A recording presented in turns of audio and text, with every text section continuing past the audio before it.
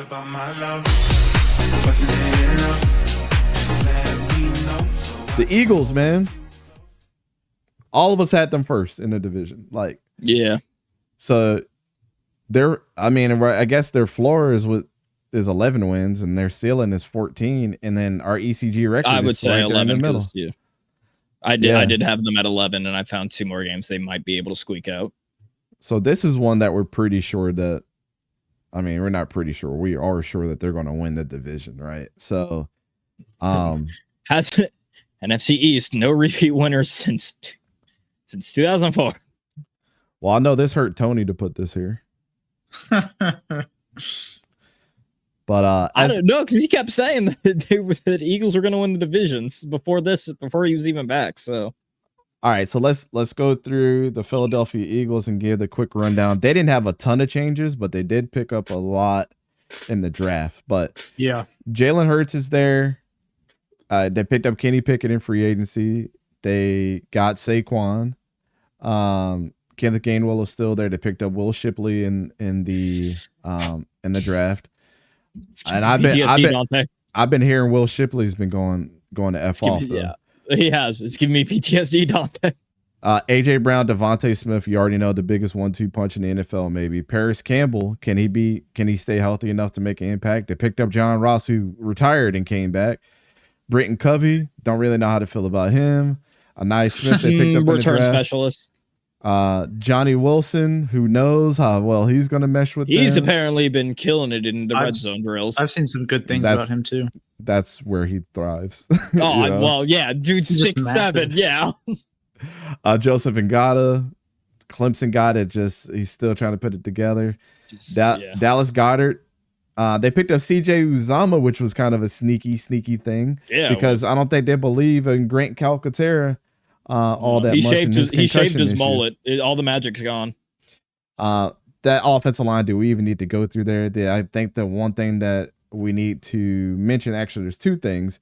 They picked up some pieces in the draft, but Cam Jurgens is going to fill in for Jason Kelce this year, who was appointed by the man himself. Yes. There's going to be a battle at right guard between Tyler Steen and Mekhi Becton, which I hear Mekhi Becton has absolutely been going insane in practice. Steen has been hurt, especially with Steen being injured. Yeah.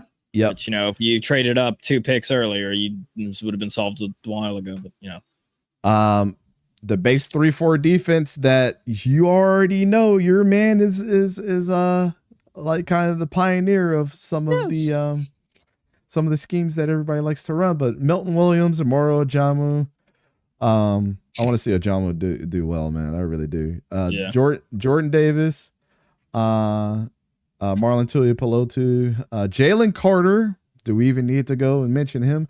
Bryce Huff, Josh Sweat, Brandon Graham returns back for his final season. Zach Bond, Nakobe Dean, and Nolan Smith. Yep. We got Jeremiah Trotter they picked up in the draft. Devin White they picked up in free agency, which I don't know how that experience is going to go. Like you said, Nolan Smith and our boy Jalix Hunt. I'm so glad he found himself a squad, man. I'm so happy, man. Hey, Khalid, at the Senior Bowl, my boy's going nutty, bro. Yeah. Said, who's his? Yeah, so you got a cool ass name, man. Like, Khalid, you can go back and watch it. When it was Jalix Hunt, I lost my mind. I was so excited. I saw good things after we drafted him, but I'm sure y'all got an unbiased and better looking person.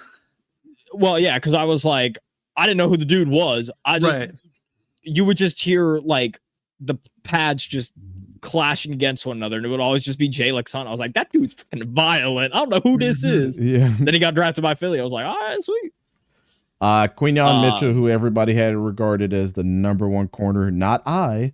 Keely Ringo, who was my number 2 corner last year, I believe. Isaiah Rodgers is back off suspension.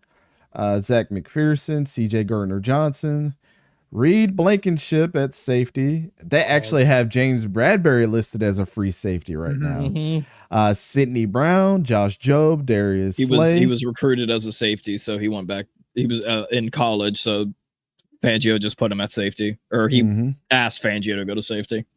Avonte Maddox, Cooper DeJean, Jake Elliott, who I think Jake Elliott should be known as up there with homie from the Ravens as the 2 best kickers in the NFL. I was about to say it's a competition between him and Justin Tucker right now for best kicker. I think once Justin leaves, Jake is taking the mantle. I've seen enough from that dude. He's got ice in his veins every time he kicks the ball. Yeah, he's very clutch. But yeah, that's pretty much the full roster, man. I mean, again, this is on paper. You guys have been the paper champs like the last 3 or 4 seasons. Like, can you guys punch it in the gut this year? I don't know. I mean, I think you guys are going to do well though. So, but what say you? Looking at the coaching staff, it's been kind of a while since the Eagles have had quote unquote like big name coordinators, right? Like it's been a while since the coordinators have been like, household names amongst, NFL fans. Like Kellen Moore and Vic Fangio, more so Fangio, have been around for a long time.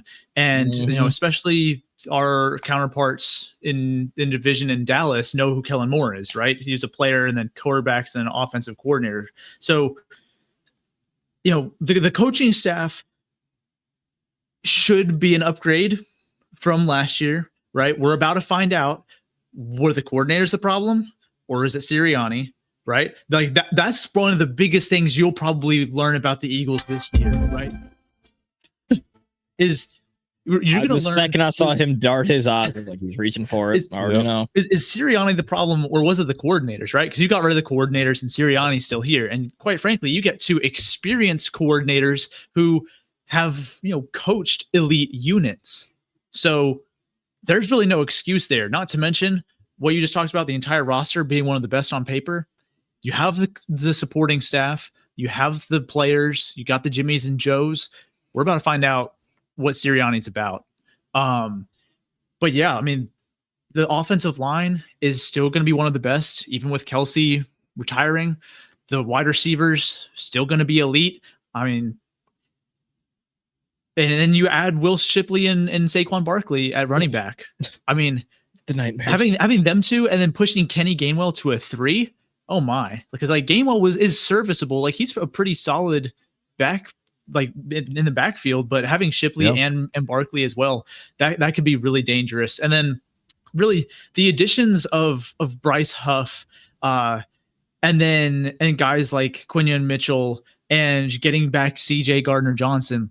Those are really big additions that I think are really going to help this defense out, because again, the secondary was pretty weak last year, especially down the stretch. So you double dip at corner, you go back and get the fire of this defense that was missing last year, right?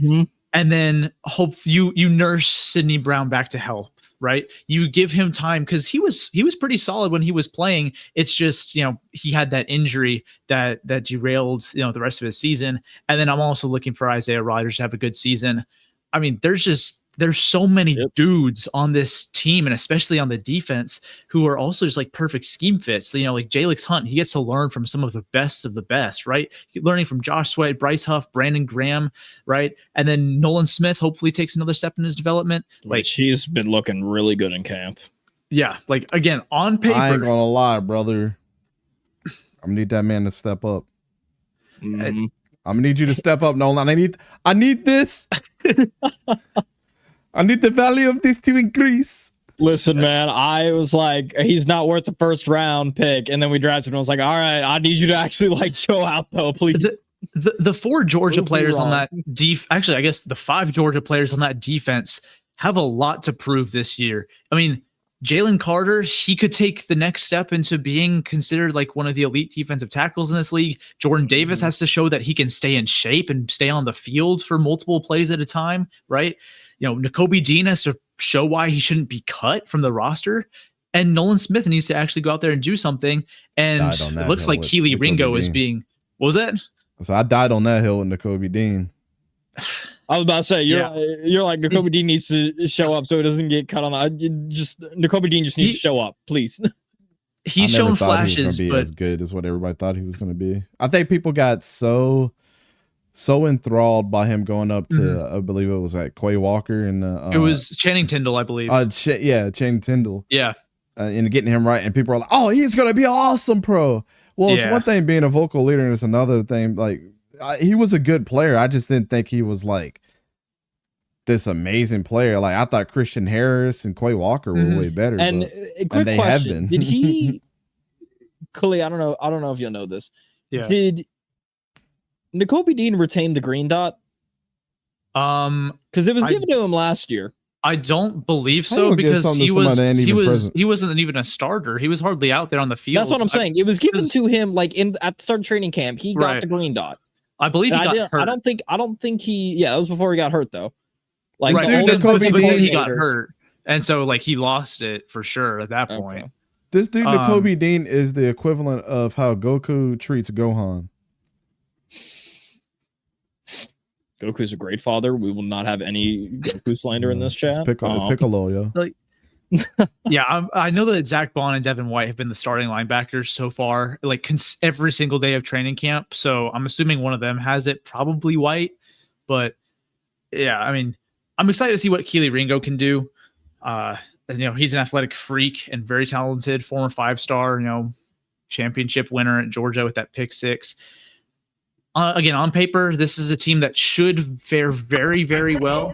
And then, looking at their schedule, there's a lot of winnable games on here.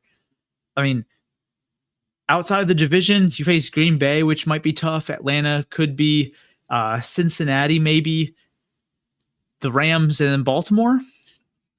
Like you only have a few games here where I feel like, I'm really doubting their ability to maybe, get a win there. So I feel pretty good about a double-digit win season. And yeah, I think this team should be really good, but we're going to find out if it's like, if Sirianni is to blame for problems, if they happen.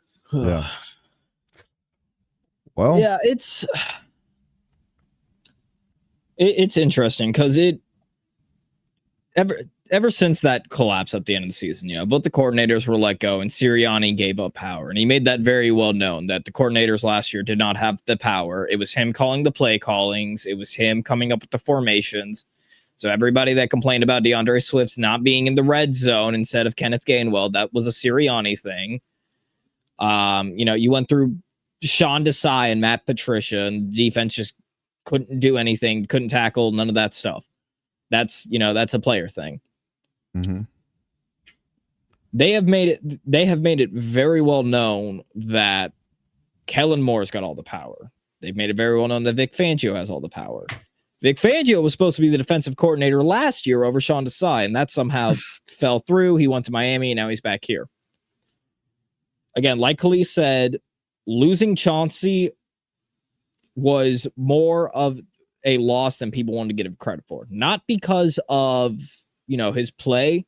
Yes, his play was excellent, but there was no fire on that defense. Yeah. There was nobody to, check somebody's shit and if they messed up. Everybody was just too soft on that defense. The Devin White thing, so far it looks like the practice has been going, or the projects have been going fine. It's yet to be determined. And that's kind of the same thing. Jordan Davis has lost weight. He's looking faster now. He chased Jalen Hurts all the way to the sideline on one of the practice clips. Jalen Carter's still looking like what Jalen Carter looked like as an all-rookie. So there's just there are some question marks on this Eagles team. And they do have an early bye at week 5.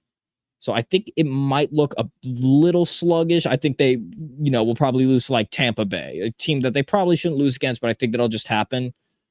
And then once they kind of go on that long stretch after the bye, that's when I think everything's going to start clicking together.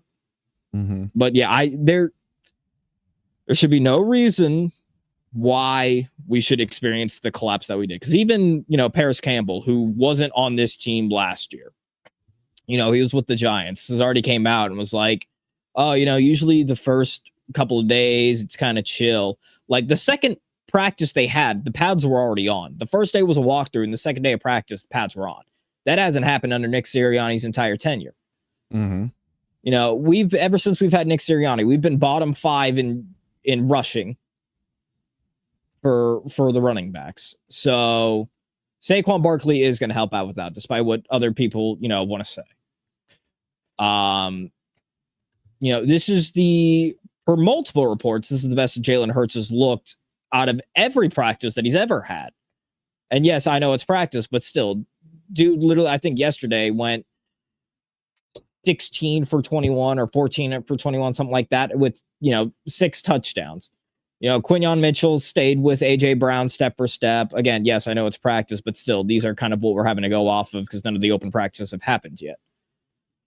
So, it's looking like a different mentality. That 1-7 collapse at the end of the season definitely has stuck with them. So yeah, it's going to be interesting to see. But again, I think 11-6 is their floor and 13-4 is their ceiling. Yeah. Man. So from the aspect of where the Eagles are, how new those 2 coordinators are to the team, with a lot of pressure on Nick Sirianni. It's funny, not talking about practice, not you guys, but this is kind of a jab at everybody else that says, well, we talk about practice. It's so convenient when your players do well in practice and you talk well about them, but when other people's teams, players do well in practice and you're like, it's just practice, but whatever. I just had to say that. Another tough schedule for the Eagles too. And, even though I think that they are great on paper, you got so many question marks, so many guys coming off of injuries. There's no guarantee that Saquon's definitely going to be perfect with the Eagles and what they try to do. I mean, do I think he's an upgrade from what you had with DeAndre Swift? I don't know. I think it's going to be about the same. So that's my hot take. I think it's going to be about the same. Chief. Well, I don't think you guys utilized DeAndre Swift the way that he was supposed to be used either. They had him catching passes. Again, Nick Sirianni doesn't utilize the running backs. Which is why we're about to find out if Sirianni was the problem, right? We're going to see. Correct. If things but do change. you think Sirianni's fingerprint is totally off of that, though? I don't buy it exactly. Personally. I mean, we had the same exact thing here at A&M this past year. It was all Jimbo Fisher's offense sucks. Like, let's get out of the Stone Age. So you hire Bobby Petrino, and it's like, oh, he runs the offense. But in reality, Petrino wasn't calling plays. It was definitely Jimbo, because as soon as Jimbo got fired, the offense actually looked different. That's how it went down. And I think it's going to be the same thing with Philly. That might just even be I don't me think being it's cynical. I don't think it's totally like that, because it's pretty much been, I'm pretty sure it's been well known that this is Sirianni's last year if he doesn't get his ish together, because he was almost fired last year. Same thing could be said for Jimbo. We'll put it like this. I think Jimbo also, it cost less to hire an assassin than Jimbo's contract. It's not that with Sirianni. This is my hot take for Saquon. I think he's going to have under 12 touchdowns. And I think he's going to have under 1,300 yards this year total. That's combined rushing and receiving. Oh, dang. I was about to say under 1,300 for rushing yards isn't that bad. I don't think it's going to be any much different than when he was on the Giants. I actually think it's going to be worse for him, because if you give Saquon all of that, watch AJ Brown start insinuating something. You just paid Devontae Smith and him to be your guys, and Jalen Hurts, and now you just bring. I don't know. I'm gonna just put it like this. Especially on the offense. I think the diva act has been overblown by all of these guys. But go on. I never said he was a diva though. No, I know, but I'm not talking about you. I'm talking about Philadelphia reports, because that's exactly what has been said as well, of what you are saying right now, of AJ Brown insinuating something. But and they involve it to being a diva, and I think that is just completely blown out of proportion. Well, you wouldn't say anything if you didn't feel a certain way. So yes, I mean, in my opinion, I think that he's a little bit of a diva. I'm not saying the full-blown diva, but you don't go in there and start pouting and saying whatever the hell you want to unless you felt a certain way. I played football. Khalid played football. You've coached football. Like, we know certain people are going to say something, but you're a professional and just shut up. This is not college. You're in the NFL. So, and in my aspect, yes, he's a little bit of a diva, but I do agree that that was blown out of proportion too because he's a competitor. That's where I think most of that's come from. But let's really see how he does this year, because yes, we can say, okay, it's blown out of proportion, but you bring Saquon Barkley in, who you had to pay money to get there. You just paid Devontae. You got Jalen that's there. Some changes happened to the offensive line, and it's a lot easier to pay star players on the defense than it is on offense, because with the money comes with the responsibility, or the entitled responsibility of somebody on that team. Okay, you paid me to be the number one receiver. Why am I not getting first receiver targets? Why is Johnny Wilson getting more targets than me? Man, I don't see this being. This is why the 11-6 record has to come up. Like, outside of their schedule, you can't pass the ball to everybody, and to be honest, we could say till we're blue in the face that a lot of these players just think like, all we gotta do is win a Super Bowl. For some people, like Patrick Mahomes, he don't care what his stats are. He cares about winning. I can't necessarily say that about Saquon and the rest of them, because even after the pitiful performance, both AJ and Devontae were over 1,000 yards, and even DeAndre Swift had over 1,000 yards rushing. I get it, man. And but AJ and Devontae have already pretty much said that there was no way either one of them were leaving. I do think, though, that adding Saquon Barkley also takes some targets away, because he naturally is going to demand more attention in the passing game. Not to mention, you make a lot of moves, like intentional moves, to upgrade wide receiver 3 by bringing in Paris Campbell and drafting Aniah Smith and bringing in John Ross. Like, it's clear that they're trying to get a third guy out there. Yeah, because they want to win. Yes, I understand that, but that means that they're like Quez Watkins was ineffective as a wide receiver 3 last year, and so was Zacchaeus. I'm saying that they're just going to see less targets because more targets will go to wide receiver 3. I'm not saying that they're stupid moves. I agree that they're good moves and they should be doing this. I see what Dante's saying here, because there's a lot of mouths to feed who want to be fed, but you added even more this year. So naturally, those targets have to come from somewhere. Saquon's going to a team where he's not going to get as many touches as he's used to, and he was already crying.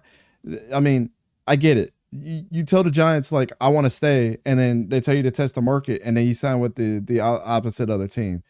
That just screams to me like that you are conflicted on what you want, sir, because a lot of people would kill to be in your position, being like the true number one guy, and you getting scapegoated by everybody else.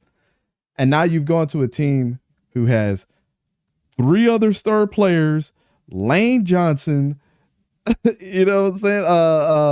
Dallas Goedert. Man, somebody's going to get pissed. I don't know who it is. That's all I'm saying, Sora. It's like, it might not be AJ. It might not be Devontae. I can't see it. It might not be Jalen. It might be Dallas Goedert that gets pissed. I'm just saying, on somebody, it's not going to gel as well as what they think it's going to, and I think that's going to be the Eagles' downfall. Like, I can't. I've never seen an offense that's had that many star players do really, really well, and the teams that have, we haven't seen in a long time. I would say the ones that you have seen that done really well, you could probably go to Peyton Manning with that Broncos team. That team was awesome, and everybody was good from the many tight ends. You have to win a Super Bowl in order to calm any upset people. But the person that can bring them together is a quarterback, and I don't think Jalen has that Peyton Manning mentality yet to be able to do that. And then the other team that I can think of, if I go even further back, was St. Louis, when they had Isaac Bruce and Torrey Holt and Marshall Faulk and Kurt Warner. That's a lot. I mean, this team is stacked, bro, with like superstar. So let me ask you this question, and then we'll move on, because we've already beaten this horse dead. Why do you not think Jalen Hurts can't be that quarterback that can't keep them all together? Because you've got his ex-teammate in Devontae Smith. AJ Brown's kids literally call him uncle. They were best friends growing up. This doesn't have to deal with Jalen Hurts, but Saquon Barkley played at Penn State. He's back home now. Was an Eagles fan growing up. The entire O-line loves and respects Jalen. The entire team does. And he's, again, gotten a lot more vocal this offseason. So I just want to know why you think he's not the one that can. Is it just because he's the quiet, stoic guy? Yes, you have to be boisterous at some points to garner respect from your teammates. It can't be by your play at quarterback. I mean, I'm sorry. What quiet quarterback has won a Super Bowl? By the way, ranked 15th in the NFL Top 100. If anybody didn't see that, just saying. But what quiet quarterback can also squat 600 pounds? I get it. I'm just playing. Who's ranked 15th? Jalen Hurts. Oh, dude. You know me, dog. I'm a Jalen Hurts fan all day. I'm not saying this is a slight against you. I'm just saying, that's why I said just in case if anybody, because it's going on right now. I'm just saying because it's going on right now that he ranked 15th and Dak Prescott ranked 16th. It's going on right now. I've been paying attention to it on the side of it. Yeah. So that's all I'm saying is like. Yeah. No, that wasn't a chip shot towards you. I was just letting that be known in general. No. I got you. But still. Let's you know. I mean, we talked about Dak being a good quarterback too, so everybody can shut up about that as well. Hey, Coach Ed, you remember on that show? That was nasty work, bro. I mean, shoot, like you ain't got to tell me twice. I got Jalen Hurts and Devontae right here. Nah, Russell was way more boisterous and way more like enthusiastic than Jalen has been. I mean, just go watch. Like he was like. It's different. It was different. I mean, just look at every single Super Bowl winning quarterback. They all have had that moxie. I don't see Jalen having that. I'm not saying that he can't win. I'm just saying with that much talent, I don't care if it was his best friend. Money will changes everybody, bro. We're all human. And when it comes to the money, it makes you feel like you have even more of a responsibility. So in my case, let's just say it like this.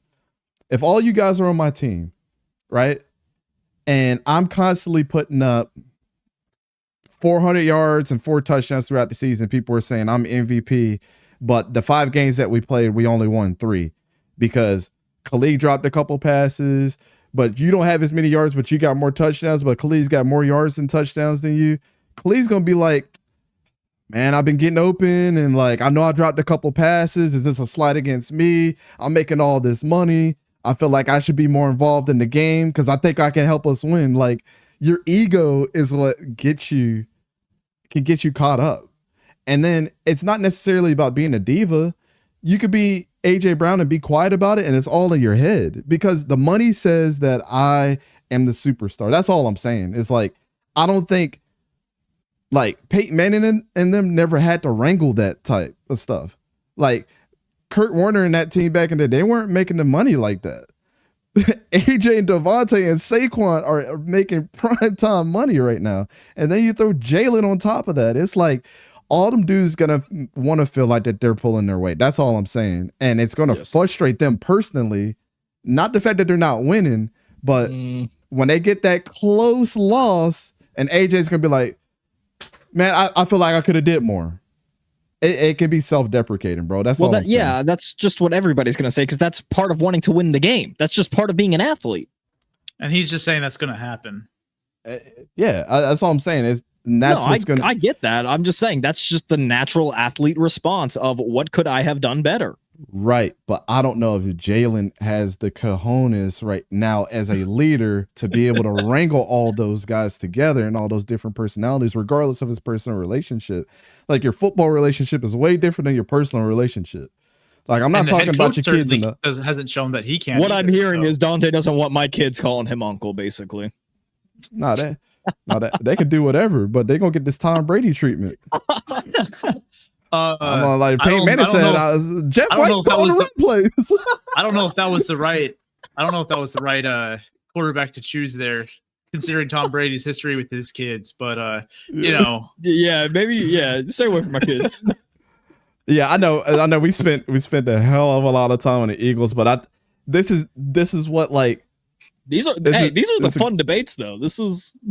Yeah, you see, we ain't pissed off. We're just trying to understand each other's points of view. But let's move on. It's one of those agree to disagree things, you know? Yeah.